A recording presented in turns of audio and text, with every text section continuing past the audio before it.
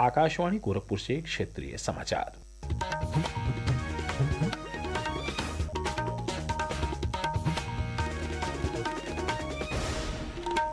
नमस्कार। समाचार बुलेटिन के साथ मैं वेद प्रकाश पाठक। मुख्यमंत्री योगी आदित्यनाथ ने आज लखनऊ के इंदिरा गांधी प्रतिष्ठान में आयोजित समारोह में प्रदेश के 3,96,000 से अधिक विद्यार्थियों को छात्रवृत्ति की धनराशि का हस्तांतरण किया। उनकी मौजूदगी में विद्यार्थियों के खाते में 89.96 करोड़ की धनराशि हस्तांतरित की गई। इस अवसर पर अपने संबोधन में मुख्यमंत्री ने कहा कि वर्ष 2016 में अनुसूचित जाति एवं जनजाति के छात्रों को छात्रवृत्ति ही नहीं दी गई थी।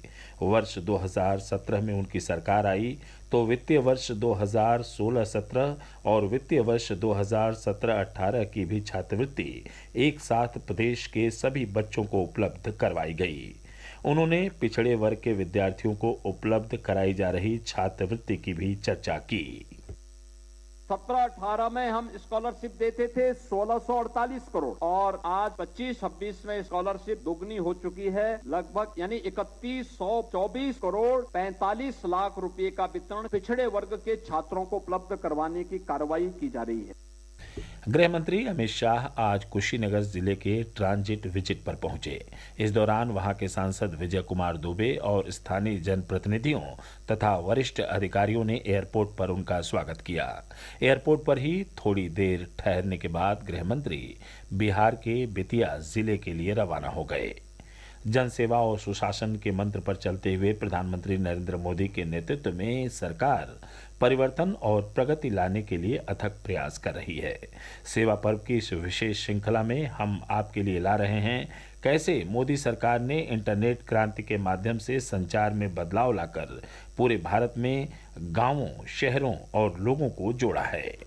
भारत में ब्रॉडबैंड की पहुंच और अगली पीढ़ी के मोबाइल नेटवर्क की तेज गति से डिजिटल क्षेत्र में क्रांतिकारी बदलाव आ रहा है। इसमें महत्वपूर्ण योगदान है भारत नेट परियोजना का, जो डिजिटली सबको जोड़ रही है और इसके अंतर्गत ब्रॉडबैंड इंटरनेट कनेक्टिविटी 2,18,000 से अधिक ग्राम पंचायतों तक पहुंच गई है। लगभग 7 लाख किलोमीटर ऑप्टिकल फाइबर के साथ इस डिजिटल जीवन रेखा ने ई शासन, शिक्षा और छोटे उद्यमों के द्वार सुदूर क्षेत्रों में भी खोल दिए हैं। नरेंद्र मोदी सरकार के सतत प्रयासों के कारण भारत मोबाइल डेटा के मामले में दुनिया के सबसे किफायती देशों में से एक बनकर उभरा है। 2014 के मुकाबले इंटरनेट डेटा की कीमतों में लगभग 97% की कमी आई है। इसके साथ ही 5G कनेक्टिविटी के आने से भी बड़ा बदलाव आया है। विष्णु की रिपोर्ट के साथ समाचार कक्ष से प्रियंका अरोड़ा।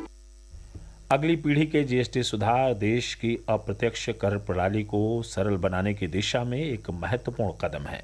अब लोग जीएसटी सुधारों का लाभ उठा सकते हैं जो इस महीने की 22 तारीख से लागू हो चुके हैं। एक रिपोर्ट।